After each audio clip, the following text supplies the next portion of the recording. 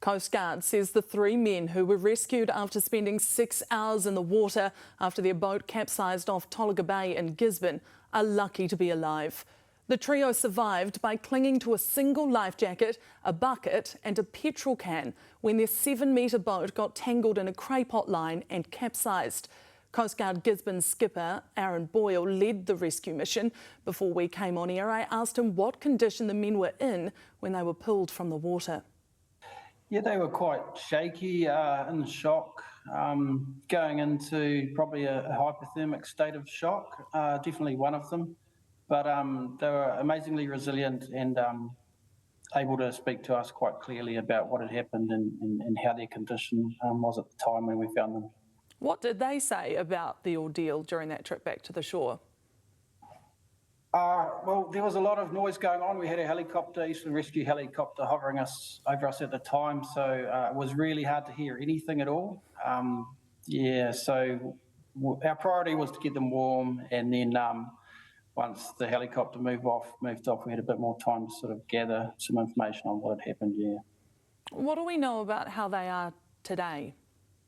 I know somebody who's spoken to them today, and they seem to be in good spirits. I understand they're all back at home today.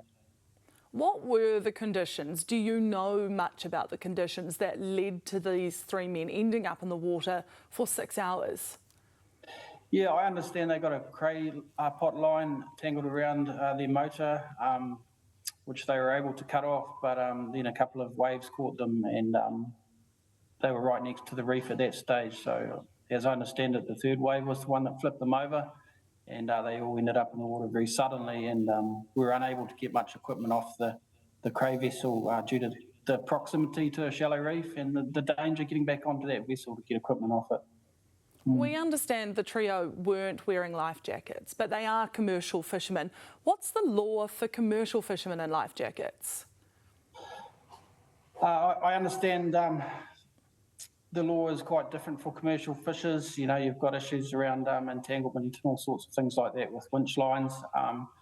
Generally, our message is for everyone to try and wear a life jacket, no matter whether you're commercial or not. And you know, that's really our message to everybody out there today, is just to make sure you're wearing a life jacket, because things can just change in an instant.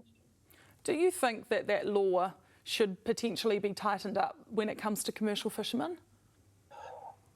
I've worked commercially on vessels, and you can get equipment that is quite easy to wear, you know, around other equipment that you might be working with. So the other thing is, you know, it's quite easy to attach something like a PLB, a personal locator beacon, to a life jacket, and really increases your chances of being found very quickly.